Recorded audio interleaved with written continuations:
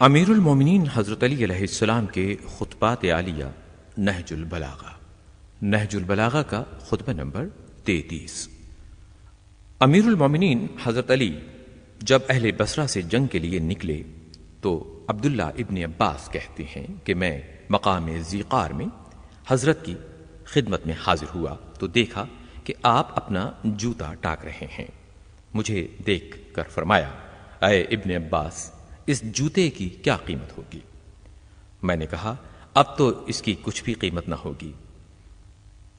حضرت امیر المومنین حضرت علی علیہ السلام نے فرمایا، اگر میرے پیش نظر حق کا قیام اور باطل کا مٹانا نہ ہو تو تم لوگوں پر حکومت کرنے سے یہ جوتا مجھے کہیں زیادہ عزیز ہے۔ پھر آپ باہر تشریف لائے اور یہ خطبہ ارشاد کیا۔ نہج البلاغہ کا خطبہ نمبر 33۔ حضرت علی فرماتے ہیں، اللہ نے محمد صلی اللہ علیہ وآلہ وسلم کو اس وقت بھیجا کہ جب عربوں میں نہ کوئی کتاب آسمانی کا پڑھنے والا تھا نہ کوئی نبوت کا دعوے دار۔ آپ نے ان لوگوں کو ان کے صحیح مقام پر اتارا اور نجات کی منزل پر پہنچا دیا، یہاں تک کہ ان کے سارے خم جاتے رہے اور حالات محکم و استوار ہو گئے۔ حضرت علی ارشاد فرماتے ہیں، خدا کی قسم میں بھی انہی لوگوں میں تھا جو اس صورتحال میں انقلاب پیدا کر رہے تھے، یہاں تک کہ انقلاب مکمل ہو گیا۔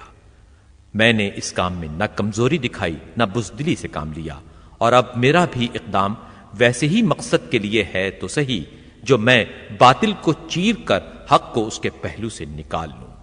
مجھے قریش سے وجہ نزع ہے ہی اور کیا، خدا کی قسم میں نے تو ان سے جنگ کی جبکہ وہ کافر تھے، اور اب بھی جنگ کروں گا جبکہ وہ باطل کے ورغلانے میں آ چکے ہیں، اور جس شان سے میں کل ان کا مد مقابل رہ چکا ہوں ویسا ہی آج ثابت ہوگا۔